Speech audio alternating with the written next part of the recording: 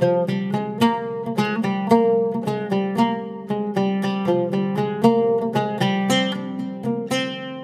Start ஆக போகுது.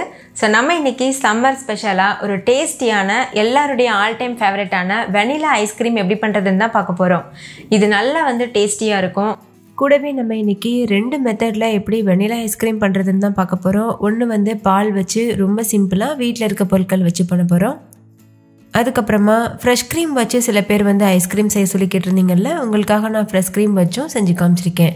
So உங்களுக்கு எந்த மெத்தட் கன்வீனியண்ட்டாக இருக்கோ அதுபடி நீங்கள் பண்ணலாம். ஸோ கண்டிப்பாக நீங்கள் வீட்டில் ட்ரை பண்ணி பாருங்கள். குட்டீஸ்லேருந்து பெரியவங்க வரைக்கும் என்ஜாய் பண்ணி சாப்பிடுவாங்க. அதுக்கப்புறம் அடிக்கடி செய்ய சொல்லி கேட்பாங்க. ஹாய் ஃப்ரெண்ட்ஸ், வணக்கம். என் பேர் Abhi. Welcome to Indian recipes Tamil. வீடியோக்குள்ளே போகிறதுக்கு முன்னாடி நம்ம சேனல் இந்தியன் ரெசிபீஸ் தமிழை சப்ஸ்கிரைப் பண்ணிக்கோங்க.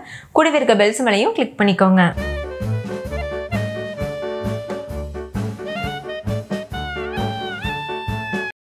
ஃபஸ்ட்டு நம்ம பால் வச்சு எப்படி ஈஸியான மெத்தடில் வெனிலா ஐஸ்கிரீம் செய்கிறதுன்னு பார்க்கலாம்.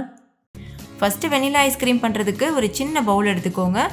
அதில் 2 டீஸ்பூன் அளவுக்கு கார்ன்ஃப்ளவர் மாவு சேர்த்துக்கோங்க. ஒருவேளை உங்ககிட்ட கார்ன்ஃப்ளவர் மாவு இல்லைன்னா நீங்கள் 2 டீஸ்பூன் மைதா சேர்க்கலாம்.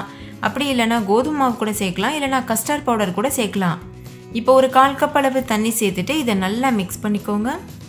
இது கூட ஒரு 1/2 டீஸ்பூன் அளவுக்கு வெனிலா எசன்ஸ் சேர்த்துக்கோங்க. சேர்த்துட்டு இதை நல்லா மிக்ஸ் பண்ணிக்கோங்க. கொஞ்சம் கூட கட்டிகள் இருக்கக்கூடாது, அந்த அளவுக்கு நம்ம நல்லா மிக்ஸ் பண்ணணும். நான் இந்த வீடியோவில் யூஸ் பண்ணியிருக்க எல்லா பொருட்களுடைய லிங்க்கும் வீடியோவுக்கு கீழே இருக்க டிஸ்கிரிப்ஷன் பாக்ஸில் இருக்குது. உங்களுக்கு தேவைப்பட்டதுன்னா நீங்கள் செக் பண்ணி ஆன்லைன்லேயே வாங்கிக்கலாம். இப்போ இது நல்லா மிக்ஸ் பண்ணியாச்சு. இப்போ இது ஒரு ஓரமாக இருக்கட்டும். இன்னொரு பக்கம் ஒரு பாத்திரத்தில் பால் எடுத்துக்கோங்க. கெட்டியான தண்ணி சேர்க்காத பால் எடுத்துக்கோங்க. நான் ஒரு 1/2 லிட்டர் அளவு பால் எடுத்திருக்கேன். ஏன்னா நம்ம இதில் க்ரீமும் யூஸ் பண்ண போகிறதில்ல. ஸோ க்ரீமியான டெக்ஸ்சர் வரணுன்றதுக்காக தான் நம்ம தண்ணி சேர்க்காத பால் சேர்க்குறோம். நீங்கள் கடையில் வாங்கும்போதே கெட்டியான பால்னு கேட்டு வாங்கிக்கோங்க. இப்போ இது நல்லா சூடுபடுத்தி இது நல்லா பொங்கி வர வரைக்கும் வெயிட் பண்ணணும். இது போல் இடையில கலந்துட்டே இருங்க, இல்லைன்னா அடி பிடிக்கிறதுக்கு வாய்ப்பு இருக்குது. இப்போ இது நல்லா பொங்கி வந்துருச்சு. இந்த டைமில் ஸ்டவ் நல்லா லோ ஃப்ளேமில் வச்சுருங்க. வச்சதுக்கப்புறமா நம்ம ஏற்கனவே மிக்ஸ் பண்ணி வச்சுருக்கோம்ல கார்ன்ஃப்ளவர் மாவு கலவை, அதை இதில் சேர்க்கணும். அதை இதில் சேர்க்குறதுக்கு முன்னாடி ஒரு தடவை நல்லா மிக்ஸ் பண்ணிவிட்டு சேர்த்துக்கோங்க. ஏன்னா கார்ன்ஃப்ளவர் மாவு அந்த தண்ணிக்கு கீழே அடியில் தங்கியிருக்கும். ஸோ இது போல் கலந்துட்டு நம்ம சேர்க்கணும். கார்ன்ஃப்ளவர் மாவை சேர்த்ததுக்கப்புறமா உடனே இது திக்காக ஆரம்பிக்கும். அதனால் கைவிடாமல் கலந்துட்டே இருங்க. லோ ஃப்ளேமில் வச்சுட்டு 5லேருந்து 10 நிமிஷம் வரைக்கும் நீங்கள் மிக்ஸ் பண்ணாலே போதும். இது நல்லாவே கெட்டியாயிரும்.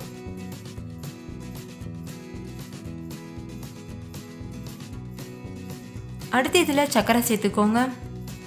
நான் மீடியமான சர்க்கரை தான் சேர்க்குறேன். ஸோ 4 ஸ்பூன் அளவு சர்க்கரை சேர்க்குறேன். இது டேபிள் ஸ்பூன். ஸோ நம்ம 4 டேபிள் ஸ்பூன் சர்க்கரை சேர்க்குறோம். கப் அளவில் சொல்லணுன்னா 1/2 கப்புக்கு கொஞ்சம் கம்மியான அளவு சர்க்கரை இருக்கும். நீங்கள் நல்ல ஸ்வீட் சாப்பிடுவீங்கன்னா 5-6 டேபிள் ஸ்பூன் கூட நீங்கள் சர்க்கரை சேர்க்கலாம். இப்போது சர்க்கரை நல்லா கரையிறது வரைக்கும் இதை நல்லா மிக்ஸ் பண்ணிகிட்டே இருங்க. சர்க்கரை நல்லா கரைஞ்சதுக்கு அப்புறமா நம்ம ஸ்டவ் ஆஃப் பண்ணிடலாம். இப்போ 5 நிமிஷம் ஆயிடுச்சு. இதோடைய கலரை பாருங்கள், நல்லா சேஞ்ச் ஆகிருக்கு. அதே போல் நல்லா டெக்ஸ்சரும் திக்காக இருக்குது. கரண்டியில் ஒரு லேயர் மாதிரி படியுது பார்த்தீங்கல்ல, இது பெர்ஃபெக்டான கன்சிஸ்டன்சி. நம்ம கார்ன்ஃப்ளவர் மாவு சேர்த்ததுனால தான் இது போல் கெட்டியாக இருக்குது. இந்த டைமில் நம்ம ஸ்டவ் ஆஃப் பண்ணிவிட்டு முழுமையாக ஆற வைக்கணும். இப்போ நல்லா ஆறிடுச்சு. ஆறினதுக்கு அப்புறமா பாருங்கள், இது இந்த அளவுக்கு டெக்ஸ்சரில் இருக்குது. இப்போ ஒரு ஏர்டைட்டான கண்டெய்னரில் சேர்த்துட்டு இதை மூடி போட்டு மூடிட்டு ஒரு 3 மணி நேரம் இதை ஃப்ரீசரில் வச்சிடலாம். 3 மணி நேரத்துக்கு அப்புறமா இது கொஞ்சம் ஓரளவு நல்லா திக்காக இருக்கும். இந்த டைமில் இதை நம்ம மறுபடியும் வெளியில் எடுத்துகிட்டு மிக்ஸி ஜாரில் போட்டுட்டு நைஸாக அரைச்சிக்க போகிறோம். பாருங்கள், உங்களுக்கு தெரியுதுல்ல, இது நல்லா கெட்டியாக இருக்குது. இதை நம்ம எதுக்காக மிக்ஸி ஜாரில் போட்டு அரைக்கிறோன்னா இதுக்கு நல்ல ஒரு ஸ்மூதியான டெக்ஸ்சர் வரணுன்றதுக்காகத்தான். நல்ல ஒரு சாஃப்டான டெக்ஸ்சர் வரணும்ல, கடையில் கிடைக்கிற மாதிரி. ஏன்னா நம்ம இதில் க்ரீமும் சேர்க்கலை, பீட்டரும் யூஸ் பண்ணலை. ஸோ அதனால் இந்த டைமில் எடுத்துகிட்டு நம்ம மிக்ஸி ஜாரில் போட்டு அரைச்சி எடுத்துக்க போகிறோம். மிக்ஸி ஜாரில் சேர்த்ததுக்கப்புறமா இதை நைஸாக அரைச்சிக்கோங்க. அரைச்சதுக்கப்புறமா அதே கண்டெய்னரில் மறுபடியும் ஊற்றிடுங்க. இப்போ கவர் போட்டு மூடிட்டு ஒரு 8 மணி நேரம் ஃப்ரீசரில் வச்சுருங்க. 8 மணி நேரத்துக்கு அப்புறமா நம்ம இதை சர்வ் பண்ணலாம். இப்போ 8 மணி நேரம் ஆயிடுச்சு. இப்போ நம்மளுடைய ஐஸ்கிரீம் வந்து சூப்பராக செட் ஆகிருக்கு. இந்த டைமில் இதை நம்ம சர்வ் பண்ணிடலாம். இது மேலே கொஞ்சம் போல் ஸ்ப்ரிங்கிள்ஸ் வந்து தூவிக்கிறலாம். சுகர் ஸ்ப்ரிங்கிள்ஸ் அப்படி இல்லைன்னா சாக்கோ சிப்ஸ் இந்த மாதிரி ஏதாவது வந்து நம்ம டெக்கரேஷனுக்காக போட்டுக்கிறலாம். அப்படி இல்லைன்னா பிளெயினாக அப்படியே கூட நம்ம சர்வ் பண்ணலாம். ஸோ ஃப்ரெண்ட்ஸ், கண்டிப்பாக இந்த சம்மருக்கு இந்த டேஸ்டியான ஐஸ்கிரீமை நீங்களும் ட்ரை பண்ணி பாருங்கள். நீங்களே இதோட டெக்ஸ்சரை பாருங்கள், எவ்வளோ சாஃப்டாக ஸ்மூத்தாக சில்கியாக இருக்குது. சாப்பிட்றதுக்கும் ரொம்ப ரொம்ப சுவையாக இருக்கும். ட்ரை பண்ணிவிட்டு உங்கள் எக்ஸ்பீரியன்ஸ் எப்படின்றதுன்னு கமெண்ட்லேயே கூட ஷேர் பண்ண மறந்துடாதீங்க. அடுத்து நம்ம ஃப்ரெஷ் க்ரீம் வச்சு எப்படி வெனிலா ஐஸ்கிரீம் செய்கிறதுன்னு பார்க்கலாம். அதுக்கு நான் இன்றைக்கி 1/2 கிலோ அளவு ஃப்ரெஷ் க்ரீம் எடுத்திருக்கேன். நல்ல சில்லுன்னு இருக்க க்ரீம் தான் யூஸ் பண்ணணும். அப்போ தான் நம்ம பீட் பண்ணும்போது நல்ல ஸ்டிஃபான க்ரீம் நம்மளுக்கு கிடைக்கும். இப்போ பீட்டர் வச்சு நல்லா வந்து பீட் பண்ணிக்கோங்க. க்ரீம் வந்து நல்லா ஸ்டிஃப் ஆகுறது வரைக்கும் இந்த மாதிரி பீட் பண்ணிக்கோங்க. ஸ்டார்டிங்கில் ஸ்லோ ஸ்பீடில் வச்சு ஒரு நிமிஷத்துக்கு பீட் பண்ணிக்கோங்க. அதுக்கப்புறமா ஹை ஸ்பீடில் வச்சு ஒரு 10 நிமிஷத்துக்கு பீட் பண்ணுங்கள், கரெக்டாக இருக்கும். ஒருவேளை உங்ககிட்ட பீட்டர் இல்லைன்னா நீங்கள் விஸ்க் யூஸ் பண்ணலாம். ஆனால் 20 நிமிஷத்துக்கு நம்ம வந்து விஸ்க் வச்சு பீட் பண்ணிகிட்டே இருக்கணும்.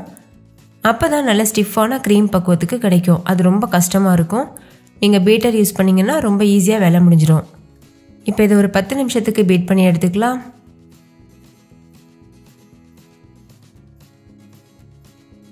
இப்போ பாருங்கள், 10 நிமிஷம் ஆகியிருக்கு. எந்த அளவுக்கு ஸ்டிஃபான க்ரீம் கிடச்சிருக்கு பாருங்கள். இதுதான் பெர்ஃபெக்டான கன்சிஸ்டன்சி. இந்த ஸ்டேஜில் நம்ம இது கூட கண்டென்ஸ் மில்க் சேர்க்க போகிறோம். நம்ம 500 ml அளவுக்கு ஃப்ரெஷ் க்ரீம் எடுத்துருந்தோம்ல, அதுக்கு 400 ml அளவுக்கு கண்டென்ஸ் மில்க் கரெக்டாக இருக்கும். இது கூடவே 1 டீஸ்பூன் வெனிலா எசன்ஸும் சேர்த்துக்கோங்க. சேர்த்துட்டு இது நல்லா பீட் பண்ணிக்கோங்க. ஸ்லோ ஸ்பீடில் வச்சு தான் பீட் பண்ணணும். இப்போ வந்து நம்ம ஹை ஸ்பீடுக்கு மாற்றக்கூடாது. ஸ்லோ ஸ்பீட்லேயே வச்சு இந்த கண்டென்ஸ் மில்க்கும் ஃப்ரெஷ் க்ரீமும் நல்லா மிக்ஸ் ஆகிறது வரைக்கும் நல்லா இந்த மாதிரி கலந்துக்கோங்க. பீட்டர் வச்சு நல்லா மிக்ஸ் பண்ணதுக்கப்புறமா இந்த ஓரங்களில் இருக்க க்ரீம்லாம் எடுத்து விட்டு ஒரு ஸ்பேச்சுலா வச்சு இந்த மாதிரி மிக்ஸ் பண்ணிக்கோங்க. ரொம்ப அதிகமாக பீட் பண்ணிடக்கூடாது. இந்த மாதிரி ஜென்டிலாக மிக்ஸ் பண்ணிக்கோங்க. அவ்வளோதான், பாருங்கள், நல்லா மிக்ஸ் பண்ணியாச்சு. இப்போவே எவ்வளோ ஸ்மூத்தாக இருக்குது பாருங்கள். இப்போ இதை நம்ம வேறொரு கண்டெய்னருக்கு மாற்றிட்டு ஃப்ரீஸ் பண்ணிடலாம். நீங்கள் ஏர்டைட்டான கண்டெய்னர் யூஸ் பண்ணலாம். அப்படி இல்லைனா நான் யூஸ் பண்ணியிருக்கிறது போல் பிரெட் பேன் கூட யூஸ் பண்ணலாம். இப்போ இதை ஏர்டைட்டாக கவர் பண்ணிக்கோங்க. உங்ககிட்ட ஏர்டைட்டான கண்டெய்னர் இருந்ததுன்னா நீங்கள் அதை யூஸ் பண்ணலாம். நான் வந்து இந்த மாதிரி கவர் வச்சு ரேப் பண்ணிக்கிறேன். ரேப்பர் இருக்குல்ல, அதை வச்சு ரேப் பண்ணுறேன். இப்போ இதை நம்ம ஃப்ரீசரில் ஓவர் நைட் அப்படியே வச்சிடலாம். இல்லைனா 8 மணி நேரத்துக்கு அப்படியே ஃப்ரீசரில் வச்சுருங்க. இப்போ பாருங்கள், 8 மணி நேரம் ஆகியிருக்கு. ஐஸ்கிரீம் வந்து சூப்பராக செட் ஆகியிருக்கு. இப்போ இந்த கவரை ரிமூவ் பண்ணிவிட்டு நம்ம சர்வ் பண்ணிடலாம்.